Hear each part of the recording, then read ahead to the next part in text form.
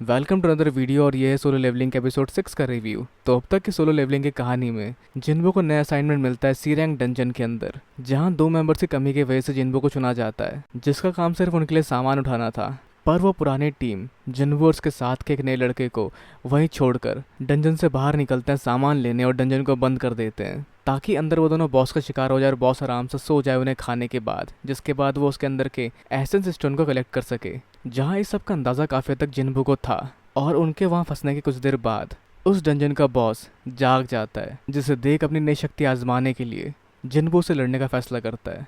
और अब कहानी में आगे जिन्बो तेजी से आगे बढ़ता है और उस बीस्ट के ऊपर कई सारे हमले करता है, पर उन हमलों का कोई भी असर उस बीस्ट के ऊपर नहीं होता, क्योंकि उसकी बॉडी काफी सॉलिड होती है जो किसी भी वार को उसे चोट पहुंचाने नहीं देती। और साथ ही उसके वार काफी खतरनाक होते हैं, मतलब एक भी गलती हुई तो उससे जिन्बो मारा जा सकता है। और उसका ये कॉम्बैट स्टाइल काफ़ी ज़्यादा हैरान करता है जिन्हो को, क्योंकि उसे देख वो समझ पाता है कि ये जो मूवमेंट वो देख रहा है वो किसी ई रैंक हंटर के नहीं हो सकते, और कहीं उसने अपनी रैंक झूठी तो नहीं बताई। जिस तरह के हंटर्स के बारे में उसने सुना है जो अपनी शक्तियाँ कंट्रोल कर कर अपनी रैंक कम बताते हैं, और उस तरह के हंटर्स को फॉल्स हंटर कहा जाता है, जिनके बारे में फेमस है कि वो लोग उल्टी खोपड़ी के होते हैं, यानी वो लोगों को मारते हैं सिर्फ मज़े के लिए। और अब जहाँ इस सबसे जिन्हो काफ़ी ज़्यादा डरा हुआ है, पर जिन्बो को उसको हराने में काफ़ी मुश्किल हो रही है, जिसका फटीक लेवल 57 तक पहुंच चुका है, जिस लेवल के और बढ़ने पर उसकी रफ्तार कम हो सकती है। पर उसके पास जो हथियार है उसके वार लगने पर सामने वाले की शक्तियाँ लगातार कम होती रहती है, तो उसे अब इस स्पाइडर का सॉफ्ट पॉइंट ढूंढना है जिसपे वार करने के बाद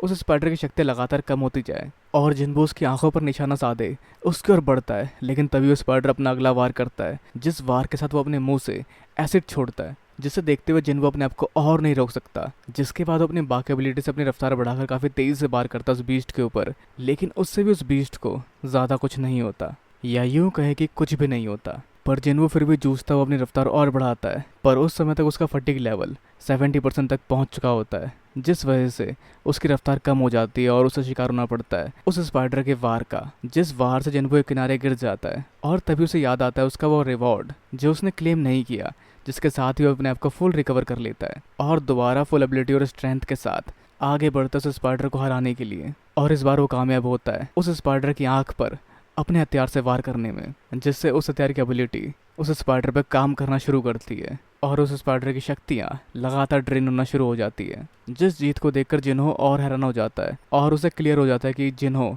फॉल्स रैंकर है, जिसके बाद वो जिन्हो की और केयर करने लगता है, उसे पानी पिलाता है और उसके लिए उसका सामान कैरी करने की बात करता है, साथ ही कुल्हाड़ी लेकर तोड़ना शुरू करता है एसेंस स्टोन्स को। और उस समय तक वो लोग जिन्होंने इन्हें अंदर फंसाया है डंजन के अंदर एंट्री मारते हैं और देखते हैं बॉस हार चुका है, जिन्हें लगता है जिन्होंने उसे हराया है अपने डी रैंक और साथ ही इन हथियारों के। मतलब ये बॉस ज़्यादा कुछ खास पावरफुल नहीं था जो डी रैंक के अंडर से हार गया। और ये सब देख उनका कैप्टन जिन्हो को बचने का एक मौका देता है, जिसके लिए उसे जिन्हो को मारना पड़ेगा, क्योंकि अब तक उन लोगों ने अपने साथियों को मार कर ही उनका हिस्सा अपने नाम किया अलग अलग डंजन में जाकर। पर वो जिन्हो को छोड़ सकते हैं, बस उसके लिए उसे जिन्हो को मारना पड़ेगा, वरना एज ऑब्वियस वो दोनों मरेंगे। जो सब सुन जिन्हो आगे बढ़ता है जिन्हो की तरफ, पर उसे मारता नहीं, उसकी शील्ड बनने के लिए उस तरफ जाता है और उसके आगे खड़ा हो जाता है, क्योंकि रियलिटी वो जानता है कि जिन्हो कितना खतरनाक हो सकता है। तो अब उन 6 लोगों की पार्टी इन दोनों को मारने वाली है, जिसकी शुरुआत वो करेंगे जिन्हो से पहले उसको मारकर। पर खैर उस दौरान जिन्हो के पास एक नोटिफिकेशन आती है जिसमें लिखा आता है कि उसको दुश्मनों को हराना है और दुश्मनों की संख्या होती है 6। और उस बीच जिन्हो का ध्यान भटकता है और उस पर उनमें से एक हंटर का वार होता है, और उस वार से शायद जिन्हो मारा जाता, क्योंकि उसके बाद वो नहीं हिल पाता और सिर्फ ये सोचता है कि वो कैसे भूल गया था कि जिस दुनिया में वो है उस दुनिया में बचता वही है जो उस काबिल होता है। और इसी चीज़ को कोसते हुए उसकी आंखें बंद होना शुरू हो जाती है। पर वो सिस्टम उसको दोबारा एक मौका देता है, जहाँ इस बार उसको शायद उन्हें हराना नहीं, उन्हें उसको मारना है, वरना उसके दिल की धड़कन रुक जाएगी और वो खुद मारा जाएगा। जिस सबके साथ जिन्हो दोबारा अपने पैरों पर खड़ा होता है। और अब क्योंकि सिस्टम उसको बचाना चाहती है, तो वो भी सिस्टम की कही बात मानेगा, क्योंकि सिस्टम उसको इस्तेमाल कर रही है और वो भी सिस्टम की शक्तियों का इस्तेमाल करेगा उन सबको मारने के लिए। जिस सब के बाद जिन्हो कुछ बातें दोहराता हुआ आगे बढ़ता है, मैं भूल गया था कि आखिर में कमज़ोरों को हमेशा भुगतना पड़ता है, जिसकी बड़बड़ाहट पर लोग रिएक्ट करते हैं। पर जिन्हो इसी तरह से बड़बड़ाता हुआ कहता है कि इसका मतलब तुम भी जानते हो कि ये चीज़ें कैसे काम करती है, और क्योंकि तुम हंटर हो तो तुम्हें भी शिकार होने के लिए तैयार हो जाना चाहिए। जिसको सुन उनमें से एक शख्स जिन्बू जो कि एक ई रैंक हंटर है उसे कुछ बातें समझाने उसकी तरफ बढ़ता है कि तुम ई रैंक के हंटर हो, शिकार यहाँ तुम्हारा होगा। पर तभी उसकी बातों के बीच जिन्बू का हथियार ऊपर उठता है और उसके गले के आर पार हो जाता है, जिससे उनमें से पहला शख्स काफ़ी आसानी से मारा जाता है, जो भले एक डी रैंक का हंटर था पर उसे ई रैंक के एक हंटर ने आसानी से मार दिया। पर जिन्बू को इस चीज़ का पछतावा ज़रूर होता है, क्योंकि भले ही ऐसा ना करने पे वो मारा जाए पर फिर भी उसने एक इंसान को मारा है।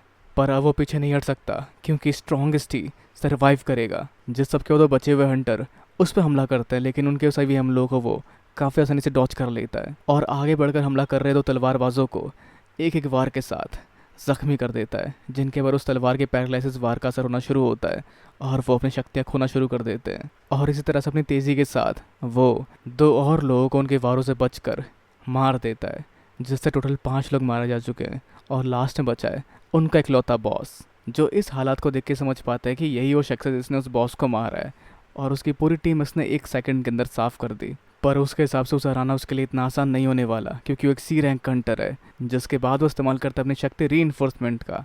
और इस पॉइंट तक जानता है कि भले वो शख्स काफ़ी ज़्यादा पावरफुल ही क्यों ना हो, पर उस बॉस को हराने के बाद और मेरे साथियों को मारने के बाद वो अपनी फुल स्ट्रेंथ में हो ही नहीं सकता। और जिन्बू की टैक्टिक में उसकी स्पीड और उसका हथियार एक साथ मिलकर ही बाकी सबको हरा पाया है, लेकिन उसकी ये टैक्टिक उसके शरीर को स्टील से भी ज़्यादा मजबूत कर देती है और उसका वो चाकू इसका कुछ नहीं बिगाड़ पाएगा।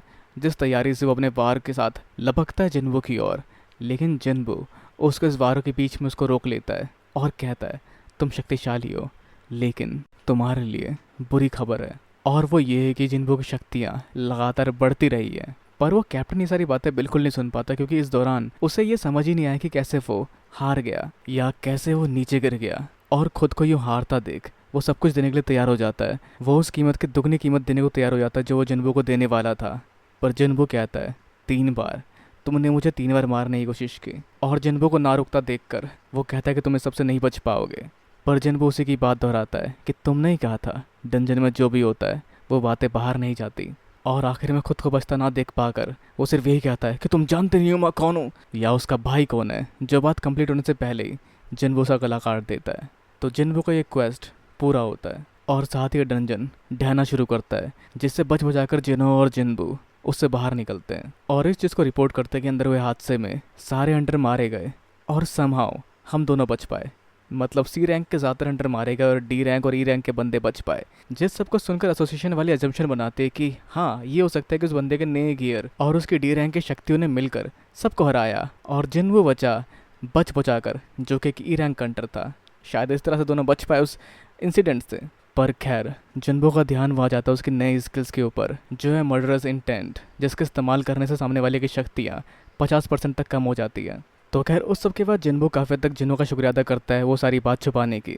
पर जिनो काफ़ी हद तक शुक्रगुजार है जिन्बू का, और वो सब कुछ सिर्फ सेल्फ डिफेंस था। और इस तरह से सब कुछ टलता है और हम आगे देख पाते हैं कच्चे में आदमी को। तो क्या वो खतरनाक होने वाला है, जानने के लिए वेट करना पड़ेगा इसके आगे आने वाले एपिसोड्स का। तो अब आप क्या सोचते हैं अपने विचार में नीचे कमेंट बॉक्स में बिल्कुल ना भूलें। वीडियो को लाइक शेयर और चैनल को सब्सक्राइब करना भी बिल्कुल ना भूलें। तो के लिए मिलता है अगली वीडियो में। Sayonara and have a nice day.